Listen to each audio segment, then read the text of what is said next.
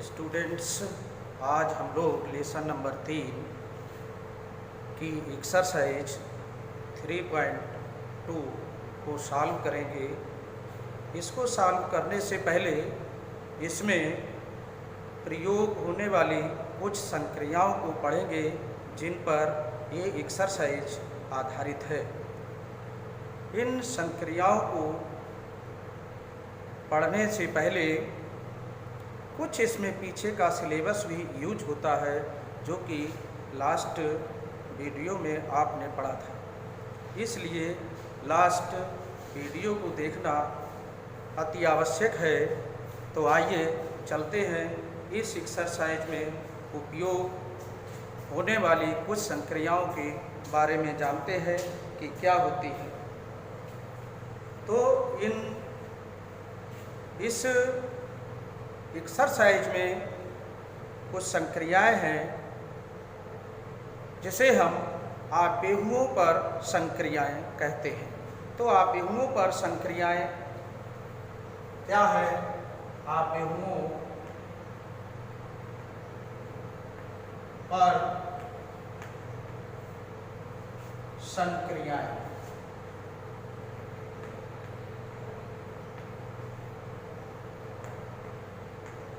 इन्हें अंग्रेजी में ऑपरेशंस ऑन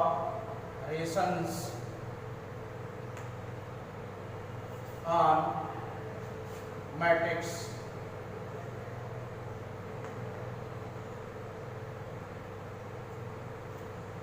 कहते हैं। ये संक्रियाएं नंबर 1 आपेहुओं का योग, आपेहुओं का योग जिसे अंग्रेजी में एडिशन ऑफ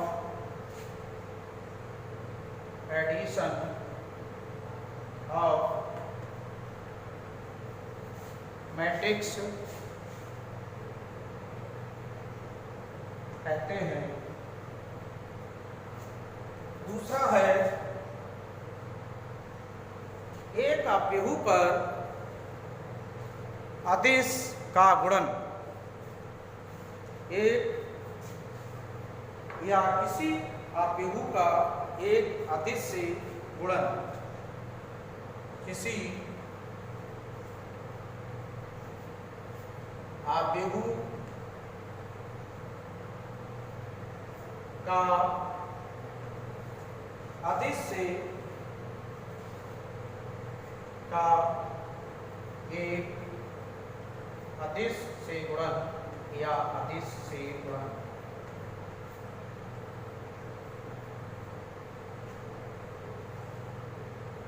गुणन भी कहते हैं और गुणा भी लिख सकते हैं। इसे अंग्रेजी में multiplication of A matrix bye a scalar कहते हैं। Multiplication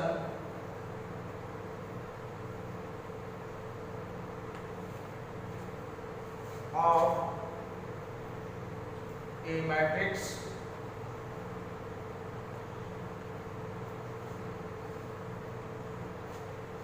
bye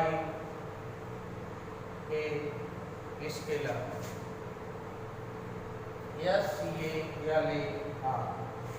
scalar. तीसरा है आपेहुओं का गुणन या गुणन, आपेहुओं का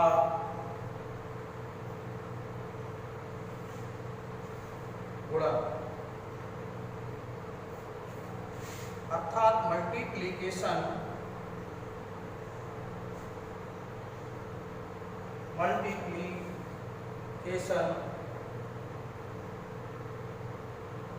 of matrix.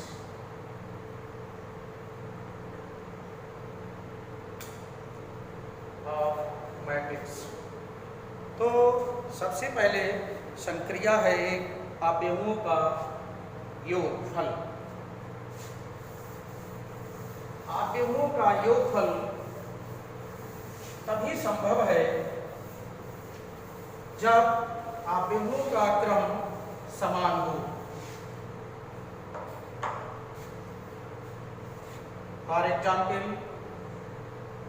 Late matrix A is equal to A11, A12, A13, A21, A22, A23 और दूसरी मैट्रिक्स B ले ली हमने, B11, B12, B13, B21, B22, B23। अब आप इससे देख रहे होंगे दोनों मैट्रिक्स को कि इनके ऑर्डर समान है।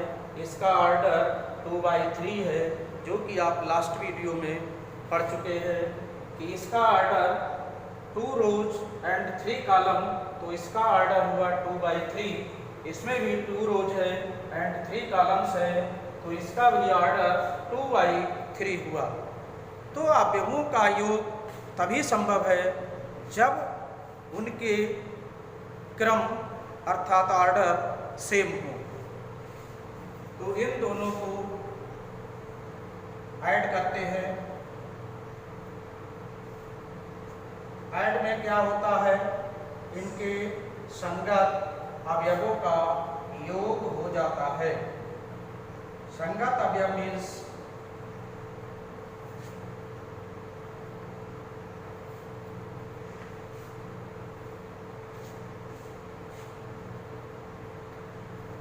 संगत अवयव पहली मैट्रिक्स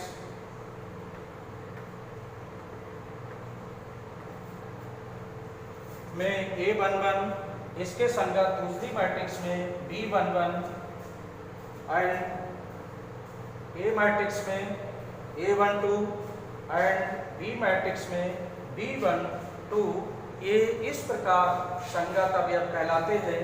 इनका ऐड हो जाएगा इस टाइप से।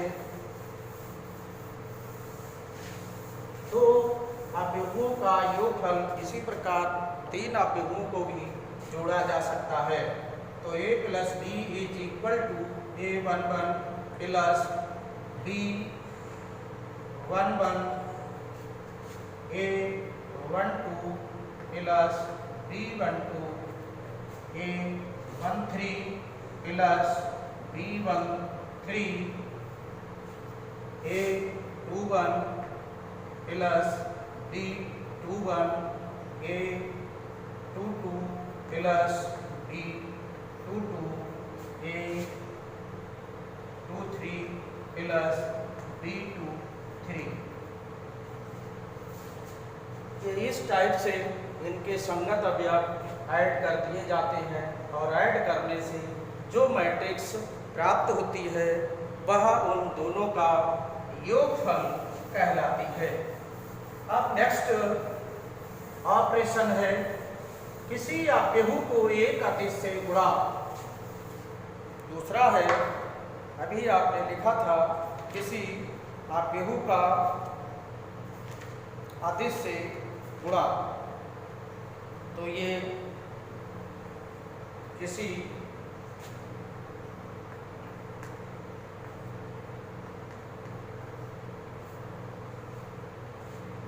अवयव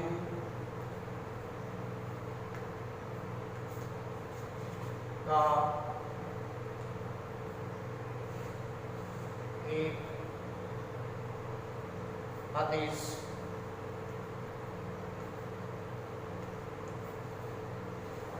से गुणा। इसमें क्या होता है कि एक अवयव को किसी भी कांस्टेंट से मतलब एक राशि से मल्टीप्लाई कर देते हैं। For example, let matrix A is equal to A B C D E F।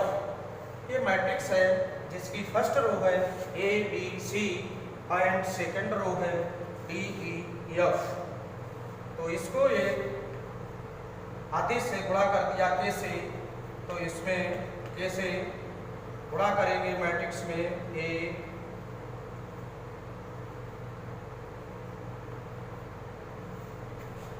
क्या होता है, इस अदिश से प्रत्येक अवयव को गुणा होता है। मैट्रिक्स के प्रत्येक अवयव को के से गुणा होगा। के ए, के बी, के सी, के डी, के ई, के एफ, इस टाइप से इसको मल्टीप्लाई हो जाती है। अब तीसरा जो ऑपरेशन है उसमें अवयवों का गुणनफल है, मल्टीप्लिकेशन ऑफ मैट्रिक्स।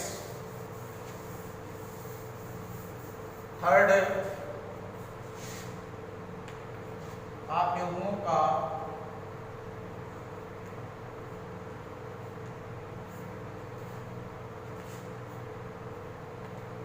गुणनफल, इसे गुणन भी कहते हैं। तो इसमें क्या है, हमने दो मैट्रिक्स ले ली, A is equal to A B C D E F and B is equal to A B L M N O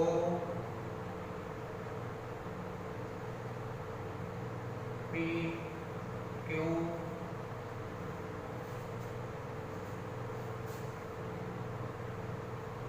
R S T. इसमें सबसे पहले आपको ये ध्यान देना होगा कि अवयवों का गुणनफल तभी संभव है जब पहली मैट्रिक्स में कॉलम की संख्या और दूसरी मैट्रिक्स में रो की संख्या समान हो, तभी ये गुणनफल के अनुरूप है, अन्यथा अनुरूप नहीं है। अर्थात पहली मैट्रिक्स में कॉलम की संख्या, दूसरी मैट्रिक्स में रो की संख्या यदि समान है तो वह अवयव गुणनफल के अनुरूप होते हैं, अन्यथा उनका गुणनफल संभव नहीं। तो हमने इसमें 3 कॉलम लिए हैं, ए में और बी में 3 रो ली है, इसलिए इनका गुणनफल संभव है। इसमें कॉलम की संख्या, जब हम गुणनफल ए का बी से गुणा करेंगे तो ए में कॉलम की संख्या और बी में रो की संख्या समान है, अब इनका गुणनफल संभव है। A B C D E F L M N O P Q R S T. ध्यान रहे कि जिन मैट्रिक्स का गुणा करते हैं उनमें पहली मैट्रिक्स में कॉलम की संख्या, दूसरी मैट्रिक्स में रो की संख्या इक्वल होनी चाहिए। अब इसका गुणनफल करिए। गुणनफल कैसे होगा, पहले इस पहली रो की पहले कॉलम से गुणा करके इनको जोड़ देते हैं अवयवों को, तो ए इंटू एल प्लस इसकी इससे इसकी इससे इसकी इससे मल्टीप्लाई होगी, इस टाइप से A into L plus B into O plus C into R. अब एक एलिमेंट आपका बन गया। अब इस मैट्रिक्स की वो इस रो की इससे सेकंड कॉलम से होगी, तो A into M plus B into P plus C into S. अब मतलब पहले रो की दूसरे मैट्रिक्स के पहले कॉलम से मल्टीप्लाई हुई और मल्टीप्लाई होने के बीच में इनकी ऐड कर दिया इनको। अब इसकी मल्टीप्लाई इससे होगी, ये आ जाएगा प्लस बी की पी से होगी, ये आ गया सी की एस से होगी मल्टीप्लाई और ये एक एलिमेंट बन जाता है। अब तत्पश्चात इस रो की इस कॉलम से होगी तो A into N plus B into Q plus C into T. C into T जो है वो आपका, अब ये मतलब इसका तात्पर्य हुआ कि पहली रो की इन तीनों कॉलम से मल्टीप्लाई होती है और एक रो बन जाती है। इसी प्रकार सेकेंड रो की मल्टीप्लाई होगी इन तीनों कॉलम से D into L plus E into O plus F into R. इसी प्रकार इस रो की इस कॉलम से मल्टीप्लाई होगी D into M plus E into P plus F into S. अब इसकी इस कॉलम से होगी थर्ड कॉलम से D into N plus E into Q plus F into T. इस टाइप से इसकी मल्टीप्लाई हो जाती है अर्थात गुणनफल हो जाता है। तो ये इस दोनों मैट्रिक्स का गुणनफल कहलाता है। इसके बाद अब एक्सरसाइज 3.2 को देखते हैं। 3.2 में इन सभी संक्रियाओं का उपयोग होगा। अब एक्सरसाइज 3.2 में चलते हैं। 3.2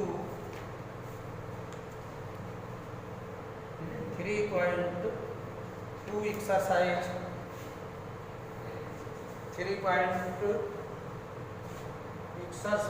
3.2 क्वेश्चन नंबर 1 दिया है। माना matrix A is equal to, first row है 2 4, second row 3 2 and matrix B 1 3 first row है एंड सेकेंड रो -2 5, सी -2 5 3 4। ये तीन मैट्रिक्स दी हुई है तो इसमें हमें a plus B find out करना है। सेकंड में a minus B find out करिए। थर्ड पॉइंट दिया है 3a minus C and fourth में a into B and fifth में b इंटू ए। इन पॉइंट्स को ज्ञात करना है आपको। तो सबसे पहले प्रॉपर्टी लगाएंगे आप, जिसे हम ऑपरेशन कहते हैं। First operation a plus B ज्ञात करना है। तो इसमें एक 3 2 प्लस 1 3 -2 5। इसमें हमने फर्स्ट ऑपरेशन को एडिशन ऑफ मैट्रिक्स का को पढ़ा था, उसका इसमें उपयोग होगा कि क्या है। इसमें बताया था कि संगत अवयवों को ऐड कर दिया जाता है। इससे पहले इसका हम ऑब्जर्वेशन करेंगे, निरीक्षण करेंगे कि इसमें क्या दोनों मैट्रिक्स इक्वल ऑर्डर की है या नहीं। यदि इक्वल ऑर्डर की है तभी इनका ऐड संभव है, अन्यथा नहीं। तो ये 2/2 ऑर्डर की मैट्रिक्स दोनों है, इसलिए इनका योगफल संभव है। तो संगत अवयव 2 + 1 4 + 3 3 - 2 2 + 5 = 3 7 1 7। इस प्रकार हम इसे ऐड कर लेते हैं। अब इसमें थर्ड पॉइंट था 3a - c 3a - c। तो ये क्या है, एक अदिश से एक अव्यूह को गुणा है, या अव्यूह का एक अदिश से गुणा। तो 3 और a की वैल्यू रखेंगे 2 4 3 2 - c -2 5 3 4। तो 3 से मल्टीप्लाई ऑल एलिमेंट्स को होगी अंदर, इनकी 3 × 2 = 6 3 × 4 = 12 3 × 3 = 9 3 × 2 = 6। और यहाँ प्लस माइनस से अंदर माइनस माइनस प्लस माइनस -3 -4। इसको संगत अवयवों को ऐड कर देंगे 6 + 2 12 माइनस और माइनस प्लस हो जाएगा 9 -4। सॉरी यहाँ प्लस है तो यहाँ -9 -3 6 -4। इस चिन्ह को हटा देते, सीधे डायरेक्ट कर देते हैं माइनस। तो यहाँ पर हम इनको कैलकुलेट कर लेते हैं, मतलब सॉल्व कर लेते हैं। सॉल्व करते हैं तो ये आएगा 6 और 2 8 और 7 and 6 and 2। देख लेते हैं इसका आंसर क्या है। आंसर देखते हैं 3.2 का थर्ड पार्ट 3.2 3.2 3.2 का फर्स्ट में 8 7 6 2 राइट। अब आगे फोर्थ पार्ट इसका, फोर्थ में A × B फाइंड आउट करना, मल्टीप्लिकेशन ऑफ 2 मैट्रिक्स। तो इसमें A 2 4 3 2 मैट्रिक्स दोनों हमने गुणा के रूप में लिख ली। अब इनकी गुणा करते हैं, क्या होगा। तो बताया था हमने कि पहली मैट्रिक्स में कॉलम की संख्या दूसरी मैट्रिक्स में रो की संख्या इक्वल है, तब ये गुणनफल के अनुरूप हैं। पहली मैट्रिक्स में कॉलम की संख्या पहली मैट्रिक्स में C और दूसरी में रो समान है, तब ये गुणनफल के अनुरूप है, जो कि है। तो 2 और 1 जा 2 × 1। अब इसका इससे होगा 4 × -2। पहली रो की पहले कॉलम से ये आया,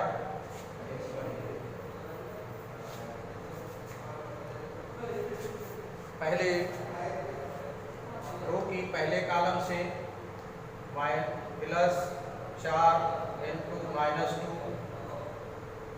अब ये एक एलिमेंट बन गया। अब इसकी इस कॉलम से 2 × 3 + 4 × 5।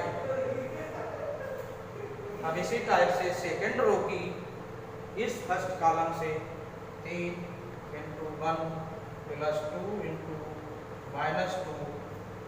अब इसकी सेकेंड से कॉलम से मल्टीप्लाई 3 × 3 + 2 × 5।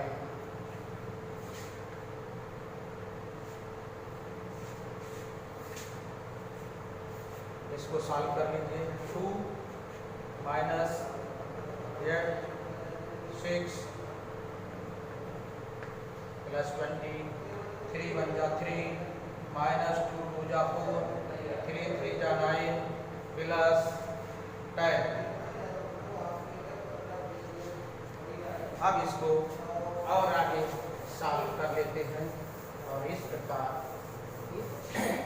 4 पार्ट्स कंप्लीट हो जाते हैं। फिफ्थ पार्ट फोर्थ पार्ट की तरह ही है, उसको स्वयं करेंगे। यहाँ 26, यहाँ -1 और यहाँ 90। अब इसको देखते हैं कि आंसर इसका सही है।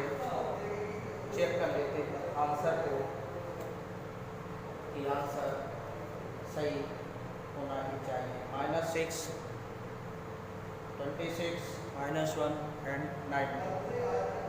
क्वेश्चन फर्स्ट कंप्लीट हो गया। इसका फिफ्थ पार्ट स्वयं करेंगे। अब इसमें ये सेकंड क्वेश्चन नंबर आपको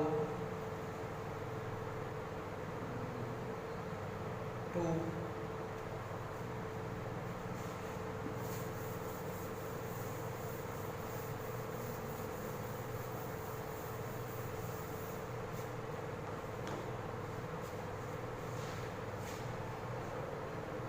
क्वेश्चन नंबर 2 निम्नलिखित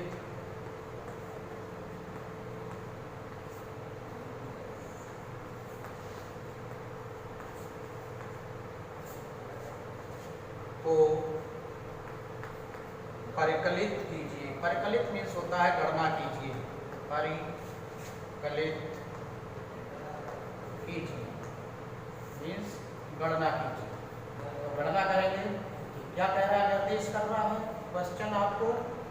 पहले पॉइंट में ये आपको 2 मैट्रिक्स का योग की संक्रिया बीच में लगी है, तो इसका योग करेंगे। योग करने से पहले हमने आपको बताया था कि इसमें आर्डर सेम होना चाहिए। आर्डर सेम है